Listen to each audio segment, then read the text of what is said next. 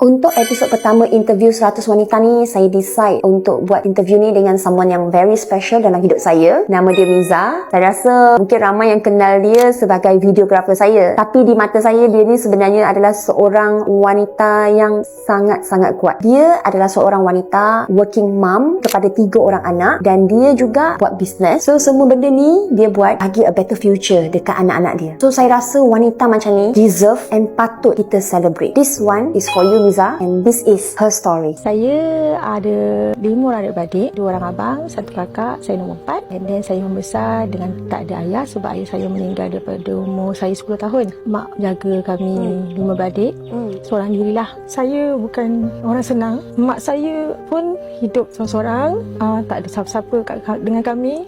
And then mak membesarkan kami dengan baik lah. Mak menjaga masa tu macam banyak mak buat. Mak daripada duduk rumah menjahit kat rumah, and then sampai dia buka kedai KL, ambil baju-baju stok kat sana, baju jubah cantik-cantik, and then dia bawa ke sepeda, and then dia bagi makcik-makcik kat situ. Tak apalah, bayar nanti pun tak apa, yang penting kawan-kawan dia semua cantik. Dia sangat-sangat suka tolong orang-orang yang susah. Mak saya ni bagi inspirasi sangat besar kat saya dalam hidup saya. Tapi dalam masa 2 bulan je saya kerja, mak saya tiba-tiba sakit. Saya terpaksa stop sekejap kerja saya kat sana, and then saya jaga mak saya sakit sekejap. Dalam 2-3 bulan macam tu dia sakit, and then lama tu dia pergi terkilan sebab saya masih tak dapat lagi nak balas jasa dia, sebab saya pernah janji dengan dia.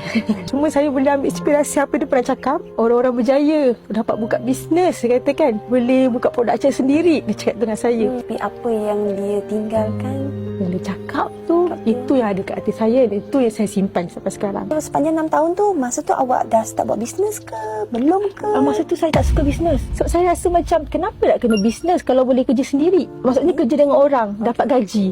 Kenapa mesti fikir nak bisnes? Kan susah bisnes ni. Anak kena cek duit lagi. Dari mana awak tahu bisnes ni susah? Daripada mak saya. Lepas tu saya rasa betul, saya tak nak jadi macam mak saya. Saya tak nak jadi sendiri rumah, saya tak nak bisnes. Saya nak kerja sendiri. Saya nak kerja under orang. Saya dapat duit banyak-banyak, saya macam tu. Lepas 6 tahun saya kerja, saya masa tu lepas beranak anak nombor 2, saya berhenti kerja dulu. Sebab suami kita masa tu gaji kecil kan. Masa tu tak, saya fikir-fikir, masa tu ada viral satu tudung. Saya beli dulu contoh tu, saya pakai. Saya rasa ke tak, senang ke tak. Ramai anak, beli kat mana tudung ni? Jual tak Miza? Jual tak? Jual. Saya seronok dah berniaga. Selebihnya, tipulah kalau kita tak nak belanja anak makan. Tipulah kalau anak minta sesuatu, kita tak terasa kalau kita dapat beli kan. Saya pula jenis, macam saya tak suka susahkan orang. Saya kalau boleh, apa saya nak, saya dapat sendiri. Sampai satu hari tu, suami cakap, sayang, Abi dapat offer balik Johor. Lepas tu saya masih lagi teruskan bisnes saya tu. Benda viral, senang juga turun dia. So benda tu makin lama makin slow. Sebelum tu saya memang mengajar Zumba. Saya sewa kedai untuk buka studio. Saya tak studio dah ada untuk ajar kelas Zumba semua tu lah. Macam kiranya dah steady dah masa tu. Masa tu kita pelan-pelan dan ni sambil mengandung tu kan. Kebetulan saya ada masalah dengan orang sekeliling saya. Orang tak senang dengan kehadiran saya. Kat sana pun mungkin ramai yang Zumba juga ataupun ramai yang instruktor lain kan. And then orang-orangnya pun kita tak tahu macam mana. Mungkin orang tak suka kita. Daripada orang yang tak senang tu menjadi menyampai. Sebab tu kelas saya tak ramai terus. Saya merajuk, saya cakap langsung, saya tak nak bisnes, saya tak nak Zumba, saya tak nak apa. Saya down, saya tutup semua saya punya studio. Saya menjauhkan diri daripada semua orang. Saya cuma nak bertenang, fasa bertenang. Hakikatnya setiap manusia tu ada ujian masing-masing. Satu hari, saya macam mana saya boleh bisnes balik. Cikgu tadika perpaduan anak saya yang kedua, Miza tahu tak kalau nak buat dekor semua? Boleh lah kak kalau nak cuba-cuba gitu kan. Saya cakap, saya harga permulaan kita buat 100 je lah. Ramai orang PM saya nak buat dekor waktu raya masa tu. Itu adalah permulaannya.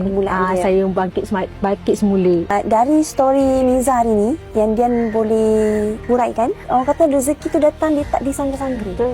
Di waktu yang kita tak expect apa-apa, kita tak meminta, kita tak apa, dia datang. Betul. Cuma kita sendiri je nak grab ke tak peluang tu. Untuk orang yang takut mula bisnes tu, bila buat sesuatu, tak ada yang kata tak ada risiko.